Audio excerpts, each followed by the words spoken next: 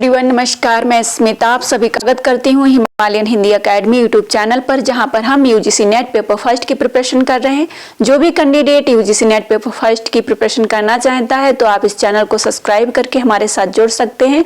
और साथ ही आप सभी के लिए फ्री टेलीग्राम चैनल है जहाँ बहुत सारी PDF आपको बिल्कुल फ्री में मिल जाएंगी। Himalayan Hindi academy Telegram channel, ठीक है। तो चलिए साथियों, हम स्टार्ट करते हैं आज की क्लास। आज की क्लास होने वाली है मोस्ट इम्पोर्टेंट, क्योंकि इसमें बहुत सारे टॉपिक क्लियर करने वाले हैं, इसीलिए हमने इसको यूजीसी नेट पेपर फर्स्ट महा मैराथन क्लास नाम दिया है। क्योंकि यहाँ पे बहुत सारे टॉपिक क्लियर होने वाले हैं और हमारे बहुत सारे साथी ऐसे होंगे जिनको ये टॉपिक देखकर डर भी लगता होगा और हो सकता है उनकी बिल्कुल तैयारी भी ना हो, तो उनको ये टॉपिक मिलेगा तो उनका काफ़ी लाभ होने वाला है। तो आप इस पूरी वीडियो को देखिएगा और मुझे बताइएगा कि आपको क्लास कैसे लगा और मेरे पढ़ाने का तरीका कैसा लगा, और साथ ही आप किस सब्जेक्ट में तैयारी कर रहे हैं, ठीक है, ये चीज़ भी बता सकते हैं। और आप किस टॉपिक को पढ़ना चाहते हैं ये भी आप मुझे कमेंट बॉक्स में बता सकते हैं। साथियों, मैं निरंतर मेहनत कर रही हूँ अपने उन साथियों के लिए जिनको पेपर फर्स्ट में बहुत ज़्यादा प्रॉब्लम हो रही है या उनके पास मटेरियल नहीं है, उनको पता नहीं है कि वो क्या पढ़ें। तो मैं आपको निरंतर ये वो टॉपिक प्रोवाइड करा रही हूँ जो एग्जाम में पूछे जा रहे हैं यूजीसी नेट पेपर फर्स्ट में, ठीक है। तो यहाँ पे देखिए, धैर्य वह गुण है जो हम कठिनाइयों से गुजरने के दौरान सीखते हैं। तो अगर आपके पास कठिनाई आ रही है तो धैर्य रखिए और मेहनत करते रहिए, आगे बढ़ते रहिए। एक दिन ऐसा भी आएगा जब आप सफलता हासिल कर लेंगे। तो चलिए साथियों, पहला प्रश्न हमने यहाँ पे न्याय तर्क शास्त्र से लिया है। बहुत सारे साथियों को इस टॉपिक में बहुत ज़्यादा प्रॉब्लम होती है। इससे पहले मैंने teaching, research, communication, higher education और बहुत सारे टॉपिक पर वीडियो बनाया है। 3 क्लास में पैराग्राफ पे बना चुकी हूँ, तो आप उनको भी देख सकते हैं, क्योंकि पैराग्राफ से मिलने वाले होते हैं आपको 10 अंक। तो मैंने पैराग्राफ के लिए ट्रिक बताई है, आप अगर उसे फॉलो करेंगे निश्चित आपको 8 से 10 अंक मिल जाएंगे, ठीक है। तो साथ ही साथियों, अगर आप जनवरी एग्जाम के लिए या फिर अभी भी टाइम है जिनका 10 तारीख के बाद एग्जाम है, तो वो लोग हमारा प्राइवेट क्लास भी ज्वाइन कर सकते हैं। बहुत कम फीस में आप हमारे साथ जुड़ सकते हैं और हमारी लाइव क्लासेस और रिकॉर्डिंग क्लासेस और PDF के माध्यम से आप अपनी तैयारी और बेहतर कर सकते हैं। और साथ ही अगर आप जून एग्जाम के लिए तैयारी करना चाहते हैं तो भी आप हमसे कॉन्टेक्ट कर सकते हैं, क्योंकि मैं जून एग्जाम के लिए भी पेपर फर्स्ट पढ़ाऊंगी प्राइवेट क्लासेस के माध्यम से। तो जिसको भी हमारी क्लास ज्वाइन करना है आप हमसे कांटेक्ट कर सकते हैं व्हाट्सएप पे। व्हाट्सएप नंबर है 7355281416, ठीक है, ये नंबर है। जिन भी साथियों को पेपर फर्स्ट में प्रॉब्लम हो रहा है, जो बिल्कुल हिंदी मीडियम के हैं, जिनको समझ में नहीं आता है, तो उनको मैं बहुत आसान भाषा में, बहुत सरल भाषा में पढ़ाने वाली हूँ। जो कैंडिडेट हमारे साथ जुड़े हैं तो उनको पता है कि मैं किस तरीके से क्लासेस दे रही हूँ अभी, और वो भी कम टाइम में मैं बेहतर करा रही हूँ। तो जून एग्जाम के लिए तो बहुत अच्छी प्रिपरेशन हो सकती है हमारी, ठीक है। तो चलिए, पहला प्रश्न हमारा यूनिट 6 है, भारतीय तर्कशास्त्र, जो रीजनिंग का हमारा पार्ट है उससे। प्रश्न हमारा क्या है साथियों, ये प्रश्न नहीं है, ये टॉपिक है, तो आप इनको जरूर से जरूर नोट डाउन करिएगा। अगर आपको ये क्लास मिल रही है, आप नोट डाउन करते हुए आगे बढ़ेंगे तो ज़्यादा बेहतर रहेगा, ठीक है। तो मैं कहूँगी आप जब भी इस क्लास को देखिए नोट डाउन करते रहिए चीज़ों को, ताकि आप आगे रिविजन कर पाएँ, ठीक है। तो न्याय तर्कशास्त्र के बारे में सही कौन सा है? 4 ऑप्शन आपके सामने है। अनुमान केवल सामान्य से विशेष तक होता है, अनुमान केवल विशेष से सामान्य तक होता है, अनुमान केवल विशेष से विशेष तक होता है। तो साथियों, ये तीनों ही गलत हैं। अनुमान विशेष से सामान्य के माध्यम से विशेष तक होता है, विशेष से सामान्य, ठीक है, के माध्यम से विशेष तक होता है, ठीक है। तो हमारा D option is right answer हो जाएगा। यहाँ पे हमारा A option is right answer हो जाएगा। किससे संबंधित है? न्याय तर्कशास्त्र, ठीक है, न्याय तर्कशास्त्र से संबंधित है। और अनुमान, अनुमान जो है वो पहले विशेष होगा, फिर सामान्य होगा और उसके माध्यम से विशेष तक पहुंचेगा, ठीक है। यहाँ पे आप देखेंगे कि न्याय दर्शन भारत के 6 वैदिक दर्शनों में से एक है। भारत में 6 वैदिक दर्शन हैं, जिनमें से न्याय दर्शन एक है, जिसके प्रवर्तक जो हैं गौतम बुद्ध, अक्षपाद गौतम है, ठीक है, अक्षपाद गौतम है, जिनका न्याय सूत्र इस दर्शन का सबसे प्राचीन एवं प्रसिद्ध ग्रंथ है। और अनुमान विशेष व सामान्य के माध्यम से विशेष तक होता है, यह कथन न्याय तर्कशास्त्र के बारे में सही है। ध्यान रखिएगा, यहाँ पे इसके प्रवर्तक जो है अक्षपाद गौतम है, किसके? न्याय दर्शन के। ठीक है, ध्यान रखिएगा, न्याय सूत्र जो है इस दर्शन का सबसे प्राचीन एवं प्रसिद्ध ग्रंथ है। ये भी प्रश्न बन सकते हैं, तो आप इन पर भी विशेष ध्यान रखिएगा। अगला प्रश्न हमारा जो है यहाँ पे देखेंगे आप, निम्नलिखित कथनों में दो कथन एक दूसरे के परस्पर विरोधी हैं, मतलब विपरीत हैं। ठीक है, विपरीत हैं। ये डायग्राम ऐसे बनता है। ठीक है, इसमें सभी होते हैं, सभी सही हैं, कोई सही नहीं है, कुछ सही है और कुछ सही नहीं है, इस तरीके से आता है। ये आपका हो जाएगा व्याघाती, और ये हो जाएगा विपरीत, और ये हो जाएगा उपविपरीत। इस चीज को आप ध्यान रखिएगा, बहुत बार प्रश्न रिपीट होता है। तो यहाँ पे परस्पर विरोधी मतलब विपरीत पूछा गया है। इन्हें निरूपित करने वाला कूट कौन सा होगा? तो सभी और कोई। तो आप यहाँ से निकाल सकते हो कि कौन सा आपका सही जवाब होगा। सभी शल्य चिकित्सक चिकित्सक हैं और कोई शल्य चिकित्सक चिकित्सक नहीं है। तो हमारा सही जवाब हो जाएगा ए और डी, जो विपरीत हैं। ठीक है, अगर पूछ दिया जाए व्याघाती है, तो व्याघाती आपका हो जाएगा सभी शल्य चिकित्सक चिकित्सक हैं और कुछ शल्य चिकित्सक चिकित्सक नहीं है, व्याघाती हो जाएगा। अगर पूछ दिया जाए कि उपविपरीत है, तो कुछ शल्य चिकित्सक चिकित्सक हैं और कुछ शल्य चिकित्सक चिकित्सक नहीं हैं। ठीक है, तो आपको बहुत ही आसानी से, बहुत ही सरल भाषा में सारी चीजें क्लियर हो जाएंगी। बस आप क्लास को देखते रहिए और समझते रहिए। ठीक है, जैसे मैंने आपको बता दिया कि ये ऐसे जो है डायग्राम बनता है, जिसमें आपका आ जाएगा सभी हैं, कोई नहीं है। ठीक है, कोई नहीं है, कुछ हैं, कुछ नहीं है। ये सार्वभौमिक सत्य है, ये सार्वभौमिक असत्य है। यहाँ पे मतलब यहाँ पे संभाविक है, संभाविक नहीं है। ठीक है, इसमें आपको ये चीज ध्यान रखनी है। और जैसा मैंने बता दिया है कि यहाँ पे ऐसे प्रश्न बनता है कि विपरीत का और उपविपरीत का और व्याघाती का। ठीक है, तो ये आपको ध्यान रखना है। यहाँ पर कोई नहीं है, तो इसका व्याघाती हो जाएगा कुछ हैं। ठीक है, इस चीज को आपको ध्यान रखना है। इसको जो आपका यहाँ पे जो ये व्याघाती है, इसको कॉन्ट्राडिक्टरी कहते हैं और इसको कॉन्ट्रैरी कहते हैं। इस चीज को भी ध्यान रखना इंग्लिश में। अगला हमारा जो प्रश्न है, यहाँ पे टॉपिक है, मैं आपको प्रश्न नहीं टॉपिक प्रोवाइड करा रही हूँ, इस चीज का विशेष ध्यान रखिएगा। सादृश्य मूलक तर्क है। सादृश्य मूलक तर्क में आप इस चीज को ध्यान रखेंगे, एग्जाम्पल दिए जाते हैं तो उसमें तरह दिया होगा, प्रकार दिया होगा, उसी प्रकार, उसके जैसे। ठीक है, उसके जैसे। तो अगर ये शब्द हैं कि वह जो है उसके जैसा है, वह जो उसके प्रकार जैसा है, उसकी तरह है, तो आपका सादृश्य मूलक यहाँ पे आएगा तर्क। और सादृश्य मूलक तर्क कैसा होता है? तो बी ऑप्शन आगमनात्मक प्रकृति रूपी होता है, आगमनात्मक होता है। ठीक है, सदृश्य मूलक तर्क अथवा मिथ्या तर्क वह विशेष प्रकार का आगमनात्मक तर्क है जिसमें दो वस्तुएं निश्चित मापनों में एक जैसी होती हैं। ठीक है, जैसा मैंने बताया एक जैसी होती हैं क्योंकि वे दूसरे मायनों में भी समान होती हैं। ठीक है, तो इस चीज को आप ध्यान रखिएगा। अगला प्रश्न यहाँ पे आप देखेंगे, निम्नलिखित में से कौन कौन से कथन एक दूसरे के विपरीत हैं? अभी मैं बता चुकी हूँ, तो जो भी साथी जिनको नहीं आता था वो लोग भी आंसर दे सकते हैं। मैंने आप सभी को बताया कौन से विपरीत होंगे। आप तुरंत डायग्राम बनाएंगे ऐसे करके। आपने बताया है कि मैम ने बताया था कि सभी हैं, कोई नहीं, ये विपरीत होगा और ये विपरीत हो जाएगा, कुछ हैं कुछ नहीं है, और ये व्याघाती हो जाएगा। तो अब आपका आंसर कौन सा निकल कर आएगा? विपरीत है।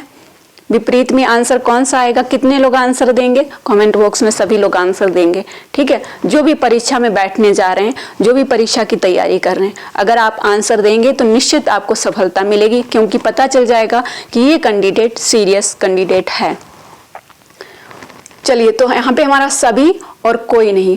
ठीक है, तो ए और C, first option is right answer हो जाएगा।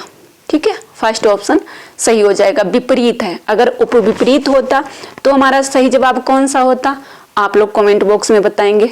उपविपरीत अगर पूछा जाता तो कौन सा होता? आप लोग बताइए। ठीक है, कौन से ऑप्शन आते? चलिए अगला प्रश्न देखिए, फिर से प्रश्न यहाँ पे बना है, निम्नलिखित में से कौन सी प्रतिज्ञापना एक दूसरे के विपरीत हैं? तो अब इसका भी आंसर आप लोग कमेंट बॉक्स में बताएंगे। जितने भी हमारे साथी इस क्लास को देख रहे हैं और जो यूजीसी नेट जेआरएफ एग्जाम की प्रिपरेशन कर रहे हैं, आपको पता होना चाहिए मैं जो है इस समय मेरी हेल्थ नहीं ठीक है, फिर भी मैं क्लास बना रही हूँ पूरी फोकस के साथ, ठीक है, पूरे फोकस के साथ कि अब अभी सामने एग्जाम है, कुछ साथियों का भला हो जाएगा अगर उन्हें इन टॉपिक्स में प्रॉब्लम हो रही है, समझ में नहीं आ रहा है। क्योंकि एक दिन था जब मेरी समझ में नहीं आ रहा था, 2018-19 में मेरी समझ में नहीं आया था, बट मैंने फिर इस पर काम किया और इन चीज़ों को सीखा और समझा, तब मैं आज आपको समझा पा रही हूँ। तो हो सकता है आज आप समझेंगे, आप भी बहुत सारे लोगों को गाइड कर पाएंगे, ठीक है। तो ये समझ कर पढ़िए कि आपको भी बहुत सारे लोगों को गाइड करना है, ठीक है। तो साथियों, आप लोग जो है आंसर बताएंगे और आप जो है मेरी मेहनत को अगर सार्थक करना चाहते हैं तो इस वीडियो को लाइक करके शेयर जरूर करेंगे अपने साथियों के साथ और मुझे कमेंट बॉक्स में अपना फीडबैक जरूर देंगे, ठीक है। चलिए, तो विपरीत कौन सा होगा? वही आपका सभी और कोई नहीं, ठीक है। तो ए और C, B option is right answer हो जाएगा। चलिए अगला प्रश्न यहाँ पे, इसका आंसर भी आप लोग देंगे। देखिए मैं जब आपको चीजें क्लियर करके चल रही हूँ तो आप लोग आंसर फटाफट दे सकते हैं। किसी जंगली पशु की गति मध्यम करने के लिए आप इसके अंगों को तोड़ते हैं, ठीक है, मध्यम करने के लिए उसकी टांगों को तोड़ देंगे, ठीक है, किसी जंगली पशु। किसी राष्ट्र की प्रगति रोकने के लिए आप वहां के लोगों में दरार उत्पन्न कर देंगे। तो मतलब समानता है ना, समान है ना। तो यहाँ पे कौन सा ऑप्शन सही जवाब होगा? आगमनात्मक, निगमनात्मक, सादृश्यात्मक, प्रदर्शनात्मक। अगर आपको समझ में आ गया है तो आप आंसर जरूर लिखेंगे सादृश्यात्मक, ठीक है। और सादृश्यात्मक जो है तर्क, ये किस प्रकार का है? आगमनात्मक है। आई होप मेरी जो क्लासेस आ रही हैं इनसे बहुत सारे साथियों को हेल्प होने वाली है और सच में हो रही है। आप लोग अपना फीडबैक दे रहे हैं, उसके लिए आप सभी का दिल से धन्यवाद। बस इसी तरीके से क्लासेस को देखिए और अगर कहीं पे कोई गलती या कहीं पे कोई आपको कमी लग रही है तो आप अपना सुझाव भी दे सकते हैं। जो भी संभव होगा मैं सुधार करती रहूंगी, ठीक है। मापी जाने योग्य बदलते मापों से युक्त ऊंचाई, भार या प्रसन्नता जैसी विशेषता को आप क्या कहेंगे? तो अनुमानी, सांख्यिकी, चर, प्रतिदर्श। जिसको मापा जा सकता है वो चर होता है, जिसको इंग्लिश में वेरिएबल्स कहते हैं। प्रतिदर्श जो सैंपलिंग वाले क्वेश्चन होते हैं वो भी आया है, तो आगे हम अभी देखेंगे उसको भी। तो यहाँ से भी काफी प्रश्न बनते हैं, संभाव्य और असंभाव्य प्रतिदर्श, ठीक है, उनको भी रटना है एग्जाम के लिए। कभी भी आप एग्जाम दें, कभी के लिए भी आप देख रहे हैं, आगे बहुत दिनों तक ये क्लास रहेगी, अब मतलब ऑलरेडी रहेगी, तो आपको कभी भी मिल सकती है।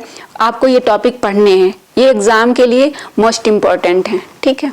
तो मापी जाने योग्य बदलते मापों से युक्त ऊंचाई, भार या प्रसन्नता जैसी विशेषता को आप क्या कहेंगे? तो उसको चर कहेंगे, वेरिएबल्स कहेंगे, ठीक है।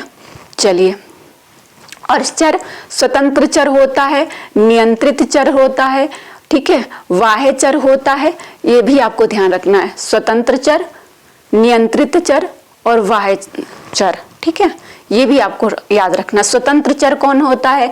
एक तो आपके गुरु हो गए, आपके पेरेंट्स हो गए और आपका पाठ्यक्रम हो गया, ठीक है। और नियंत्रित चर कौन है? आप स्वयं नियंत्रित हैं, ठीक है।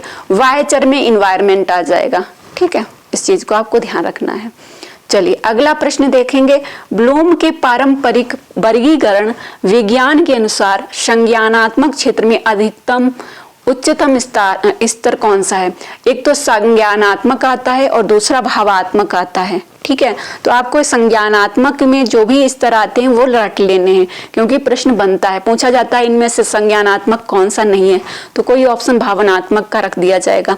तो ये भी आपको ब्लूम के जो पारंपरिक वर्गीकरण विज्ञान के अनुसार संज्ञानात्मक और भावात्मक जो उच्चतम स्तर जो हैं उनको ध्यान रखना। लेकिन यहाँ पे पूछा गया संज्ञानात्मक क्षेत्र में अधिगम का उच्चतम स्तर कौन सा है? अधिगम मतलब लर्निंग का, सीखने का।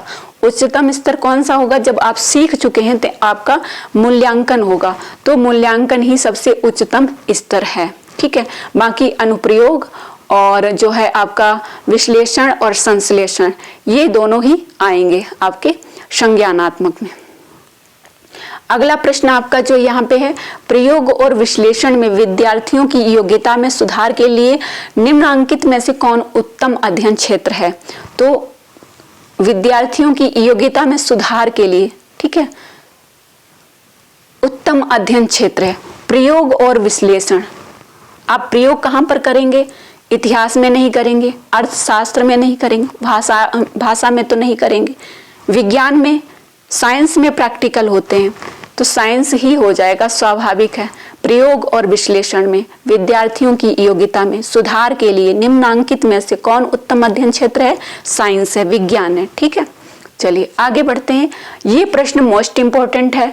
रेखीय होता है, चक्रीय होता है जो आपका एक्शन रिसर्च होता है, ठीक है। तो इसमें सबसे पहले प्लान करते हैं, फिर एक्ट करते हैं, फिर ऑब्जर्व करते हैं, फिर रिफ्लेक्ट करते हैं। इस चीज को ध्यान रखिएगा। ये जो है पूछा गया है कि निम्नलिखित में से कौन क्रियात्मक शोध प्रतिमान का सही अनुक्रम दर्शाता है। क्रियात्मक शोध कहाँ पे प्रयोग होता है? सुधार के लिए प्रयोग होता है, तत्कालीन रूप से सुधार किया जाता है, शिक्षण में प्रयोग किया जाता है एक्शन रिसर्च का। और एक्शन रिसर्च जो होता है चक्रीय होता है, सतत होता है, ये ध्यान रखिएगा। इसमें सबसे पहले तो आप योजना बनाएंगे, फिर कार्य करेंगे, फिर देखेंगे, फिर सोचेंगे, ठीक है। इस चीज को ध्यान रखिएगा। योजना बनाओ, करो, देखो और सोचो। इंग्लिश में प्लान, एक्ट, ऑब्जर्व और रिफ्लेक्ट। अगर प्रश्न बन जाए तो आप सही करके आओगे। असफलता केवल एक सबक है, आत्मविश्वास आपको सफलता की ओर ले जाता है। अगर जनवरी में आपका एग्जाम क्वालिफाई नहीं होता है तो साथियों बिल्कुल निराश मत होइएगा। जून एग्जाम के लिए प्रयास करिएगा, क्योंकि सफलता वही हासिल करते हैं जो सतत रूप से प्रयास करते हैं, ठीक है। यहाँ पे मैं आपको दिखा रही हूँ कि मैंने यूजी नेट पेपर फर्स्ट में रीडिंग कॉम्प्रिहेंशन जो पैराग्राफ का होता है वो मैंने सॉल्व करके इसी चैनल पर वीडियो अपलोड किया है। आप लोग जाके देख सकते हैं, काफी लोगों ने देखा है और फीडबैक भी दिया है। अब यहाँ पे मैं पैराग्राफ लेकर भी आ चुकी हूँ। पैराग्राफ में आपको क्या करना है, आप जितना अधिक प्रैक्टिस करेंगे उतना ही बेहतर रहेगा। बहुत ज्यादा का नहीं, सिर्फ आप 10 जो है पैराग्राफ निकाल लीजिए और उनका प्रैक्टिस करिए। प्रैक्टिस में आपको क्या करना है, पैराग्राफ नहीं पढ़ना है, यहाँ भी नहीं पढ़ना है और वहां भी नहीं पढ़ना है, मतलब एग्जाम हॉल में भी। तो आपको करना क्या है, कैसे आप सॉल्व करेंगे, तो आपको सबसे पहले प्रश्न पढ़ना है, ऑप्शन पढ़ना है और उसके बाद जो है अपने पैराग्राफ को देखना है, ठीक है। तब जाके आपको सही जवाब मिल जाएगा, जिससे आप 10 अंक प्राप्त कर सकते हैं। साथियों 5 प्रश्न होते हैं और एवरी प्रश्न 2 अंक का होता है, ठीक है। नेट जीआरएफ में 50 प्रश्न होते हैं पेपर फर्स्ट में। अगर आप टारगेट रखेंगे 35 प्लस का तो अच्छे से आप 30 प्रश्न सही कर लेंगे, एक अच्छा स्कोर माना जाएगा, ठीक है। चलिए मैं पैराग्राफ अभी सॉल्व नहीं कराऊंगी, इसके लिए मैं सॉल्व करा चुकी हूँ, ठीक है। मैं इसको सॉल्व करा चुकी। अच्छा, इस प्रश्न को सॉल्व करेंगे। ये आपका दी गई श्रृंखला में लुप्त पद ज्ञात कीजिए, ठीक है। संख्या का क्रम लगाना होता है। तो देखिए 4 है, 6 है, 12 है, 14 है, 28 है, 30 है। अगला पद कौन सा आएगा यहाँ पे? देखिए 4 जो है उसमें, उसके बाद 6 है, तो यहाँ पे 2, 4 2 6 हो गया और 6 को मल्टीप्लाई कर दिया गया 2 से, ठीक है। 2 से मल्टीप्लाई कर दिया गया। फिर जब 12 है, 12 में 2 ऐड किया गया तो 14 हो गया और 14 को जब आपने मल्टीप्लाई किया तो 28 हो गया, ठीक है। 14 को आपने मल्टीप्लाई किया तो 28 हो गया, 2 में मल्टीप्लाई किया, फिर आपका 2 ऐड किया 30 हो गया। 30 को आप 2 में मल्टीप्लाई करेंगे, ठीक है। 2 प्लस हो रहा है और 2 मल्टीप्लाई हो रहा है, इस चीज को आप ध्यान रखिएगा। अब यहाँ पे 30 को 2 से मल्टीप्लाई करना है तो आपका आंसर आ जाएगा 60। सही जवाब आपका यहाँ पे है, ठीक है। तो ये प्रश्न आते हैं, थोड़ा सा आपको प्रैक्टिस करना है इनके लिए भी। अगला प्रश्न आपका यहाँ पे देखिए शोध से ही है। गुणात्मक शोध में संदर्भगत बोध पर बल दिया जाता है, सही है। मात्रात्मक शोध जो होता है प्रातिनिधिक रूप से अत्यधिक असंरचित होता है, नहीं स्ट्रक्चर्ड होता है, संरचित होता है। तो ए सही है लेकिन आर गलत है, मतलब फर्स्ट सही है दूसरा गलत है। गुणात्मक शोध में संदर्भगत बोध पर बल दिया जाता है, मतलब व्याख्या की जाती है, गुणात्मक शोध की व्याख्या की जाती है। लेकिन मात्रात्मक शोध संरचित होता है, ना कि असंरचित होता है, ध्यान रखिएगा। यहाँ पे मात्रात्मक शोध से ही प्रश्न फिर से बना है कि मात्रात्मक शोधकर्ताओं की मुख्य व्यस्तताएं निम्न है, मतलब आपको मात्रात्मक शोध और गुणात्मक शोध और क्रियात्मक शोध ऐतिहासिक शोध ये आपको तैयार करने हैं। ठीक है, मात्रात्मक शोधकर्ताओं की मुख्य व्यस्तताएं निम्न में से कौन सी हैं? मापन है, कारणता है, सामान्यीकरण है, पुनरावृत्ति है। ABCD चारों ऑप्शन सही जवाब हो जाएंगे। अगला प्रश्न आपका, किसी जांच की आंतरिक वैधता के प्रति खतरों की पहचान कीजिए। तो इतिहास, साधनीकरण और परिपक्वन। ABC तीनों ऑप्शन सही हो जाएंगे। अब यहाँ पे देखिए, जो एक्शन रिसर्च मैंने आपको बताया था उससे संबंधित प्रश्न आ चुका है। निर्माणात्मक मूल्यांकन की क्षमता में सुधार के लिए निम्नलिखित में से कौन सा शोध स्वरूप यथोचित होगा? निर्माणात्मक मूल्यांकन मतलब जो क्विज होते हैं, जो आपके टेस्ट होते हैं, उनमें सुधार, अगर आपका कम मार्क्स आया, ठीक है, तो आप सुधार करेंगे, उसके लिए आप किस शोध का प्रयोग करेंगे? मैंने कहा शिक्षण से संबंधित कौन सा शोध है, शिक्षण में किस शोध का प्रयोग किया जाता है तत्कालीन रूप से सुधार के लिए? तो आपका एक्शन हो जाएगा, योजना बनेगी, एक्ट होगा, ऑब्जर्व होगा, रिफ्लेक्ट होगा। ठीक है, ध्यान रखना है। नृजातीय जो है वास्तविक जीवन से संबंधित है, ये आपको ध्यान रखना है। मौलिक शोध जो होते हैं इसमें सिद्धांत होते हैं और व्यवहारिक शोध में सिद्धांतों का प्रयोग होता है। ठीक है, यहाँ शोध एकत्रित किए जाते हैं और यहाँ पे शोधों का प्रयोग होता है, अप्लाई किए जाते हैं। ध्यान रखिएगा। तो यहाँ पे आपका आंसर C ऑप्शन हो जाएगा। ठीक है, चलिए आगे बढ़ते हैं। इस प्रश्न को देखेंगे आप कि निम्नलिखित में से कौन किसी अच्छे उत्तम परीक्षण की विशेषताएं हैं? वस्तुनिष्ठता, वैधता, व्यापकता, नैदानिकता, व्यवहार परकता। तो यहाँ पे सेकेंड ऑप्शन हो जाएगा। सभी ऑप्शन सही जवाब है, ABCDE। वस्तुनिष्ठता, वैधता, व्यापकता, नैदानिकता, व्यवहार परकता। ठीक है साथियों, आप सभी लोग सपोर्ट करेंगे तो इससे भी अच्छी क्वालिटी आपको मिलेगी। ठीक है, तो बस आप लोगों का सपोर्ट चाहिए। ज़्यादा से ज़्यादा लोगों को शेयर करिए। चैनल पर पहली बार आए हैं तो चैनल को सब्सक्राइब करिए ताकि मैं आप सभी के लिए और बेहतर तरीके से काम कर सकूं। ठीक है, चलिए। साहसी वही है जो अपने डर का सामना करते हैं और उसे परास्त करते हैं। तो बस अपने डर को जो है भगाना है कि हम एग्ज़ाम कैसे क्वालिफाई करेंगे, कैसे हम तैयारी करेंगे। तो मैं आपको पेपर फर्स्ट पढ़ाऊंगी और सेकंड पेपर के लिए गाइड करूंगी कि सेकंड पेपर आपको कैसे तैयार करना है। जनवरी एग्ज़ाम सामने है, जून एग्ज़ाम के लिए आप तैयार हो सकते हैं। यहाँ पे हमने एक और चीज़ ली है, एक और टॉपिक लिया है, स्वयं। ठीक है, स्वयं का फुल फॉर्म क्या है? Study waves of active learning for young aspiring minds. ये मूक्स प्लेटफॉर्म को 2016 में AICTE द्वारा स्वदेशी रूप से विकसित किया गया था ताकि ऑनलाइन पाठ्यक्रमों की मेजबानी की सुविधा मिल सके। ठीक है, और जिसे कोई भी व्यक्ति कहीं भी किसी भी समय निःशुल्क प्राप्त कर सके। ठीक है, ताकि शिक्षा नीति के 3 प्रमुख सिद्धांतों पर ये आधारित है। शिक्षा के 3 प्रमुख सिद्धांत हैं, पहुंच, समानता। ठीक है, एक तो सभी के लिए पहुंच, सबकी पहुंच होनी चाहिए, सभी के लिए समानता होनी चाहिए और गुण भी अच्छा होना चाहिए। ठीक है, क्वालिटी भी अच्छी होनी चाहिए। इन 3 सिद्धांतों पर इसको तैयार किया गया है। अगला प्रश्न देखिए, मैंने आपको बताया था प्रोबेबिलिटी और नॉन प्रोबेबिलिटी। ठीक है, प्रोबेबिलिटी और नॉन प्रोबेबिलिटी जो आपके प्रतिदर्श हैं, ठीक है, सैंपल हैं। गैर प्रायिकता, नॉन प्रोबेबिलिटी की पहचान करना है। निम्नलिखित में से गैर प्रायिकता प्रतिदर्शों की पहचान करना है। गैर प्रायिकता मतलब असंभाव्य। ठीक है, असंभाव्य प्रतिदर्श, आप इसको इंग्लिश में नॉन प्रोबेबिलिटी बोल सकते हैं।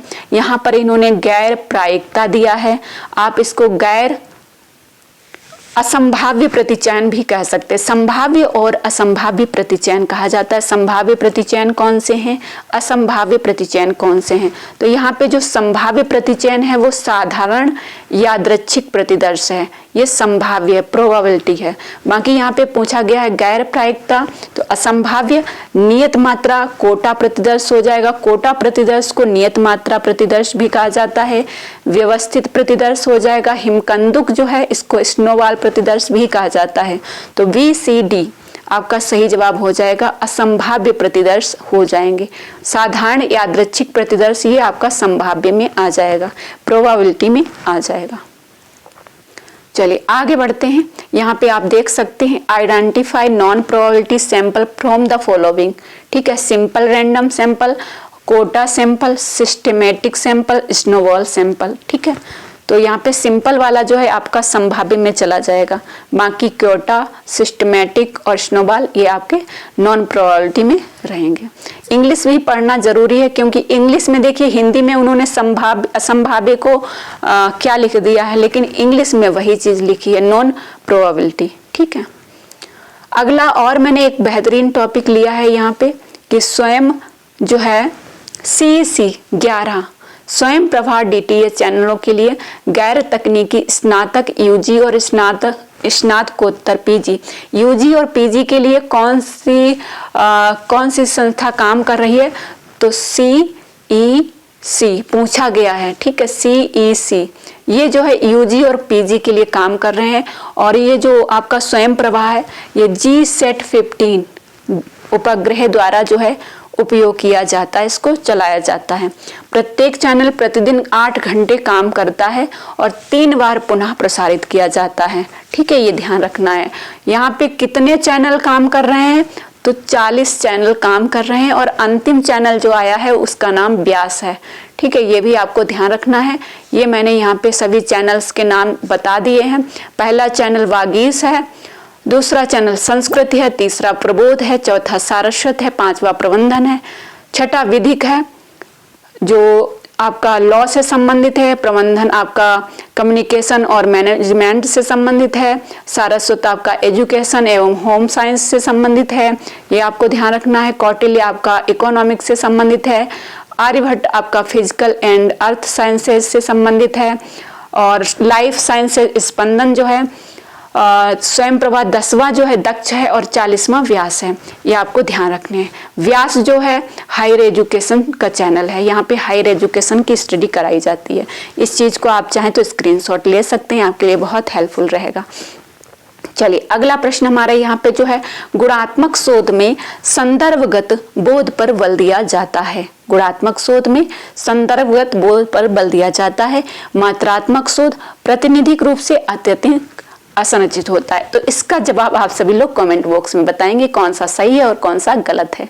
तो ये थी हमारी आज की क्लास कैसी लगी कमेंट बॉक्स में जरूर बताइएगा। टेलीग्राम चैनल को ज्वाइन कर लीजिएगा। अगर जून एग्जाम के लिए प्रिपरेशन करनी है तो कांटेक्ट करिएगा। अगर जनवरी एग्जाम के लिए भी आपको अभी हमारे साथ ज्वाइन करके पढ़ना है तो भी आप कांटेक्ट कर सकते हैं। ओके, तो चलिए इस वीडियो को हम यहीं पर एंड करेंगे और मिलते हैं आप सभी से नेक्स्ट वीडियो में। धन्यवाद।